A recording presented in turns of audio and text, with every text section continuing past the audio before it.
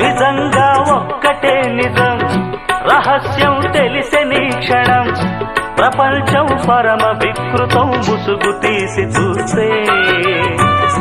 అసత్యం సహజ సుందరం, అనంతం దాని వైభవం, అబద్ధం కరిగిపోయే నా బ్రతుకు సాగదంతే.